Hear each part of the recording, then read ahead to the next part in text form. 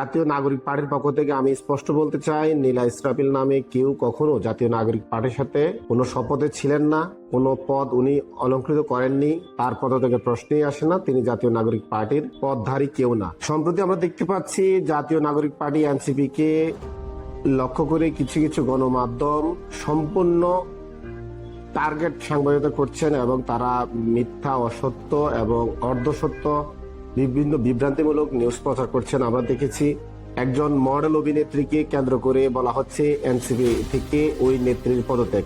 সম্ভবত তার নাম নীলা ইসরাফিল। জাতীয় নাগরিক পার্টির পক্ষ থেকে আমি স্পষ্ট বলতে চাই, নীলা ইসরাফিল নামে কেউ কখনো জাতীয় নাগরিক পার্টির সাথে কোনো শপথে ছিলেন না, কোনো পদ উনি অলংকৃত করেননি, তার পদ থেকে প্রশ্নই আসে না। তিনি জাতীয় নাগরিক পার্টির পদধারী কেউ না। আমি স্পষ্ট বলতে চাই, যারা এই সমস্ত সাংবাদিকতা করেন আপনাদের উচিত যে কোনো নিউজ পরিবেশনের আগে ক্রস চেক করে নেওয়া, সে আসলে এনসিপি নেত্রী কি না, এনসিপি নেতা কি না।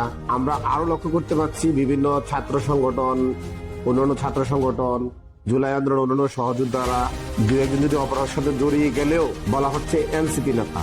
লক্ষ্য করবেন, জুলাই আন্দোলনের পরে বাংলাদেশে প্রায় 100 থেকে 150 সংগঠন গড়ে উঠেছে। কেউ কেউ অনেক ভালো কাজ করছেন, দুই একজন দুর্বৃত্তরা দুর্বৃত্তায়ন করছেন, চাঁদাবাজি করছেন। আপনারা ওই সংগঠনের নাম না নিয়ে সরাসরি ওই সংগঠনগুলোকেও এনসিপি হিসেবে সাব্যস্ত করে এনসিপি কে দোষী সাব্যস্ত করেন এবং মিডিয়া ট্রায়ালের মাধ্যমে এনসিপির ভাবমূর্তি ক্ষুণ্ণ করেন। আমরা মনে করি আপনারা এটি হয়তো পরিকল্পিতভাবে করেন, আর যদি পরিকল্পিতভাবে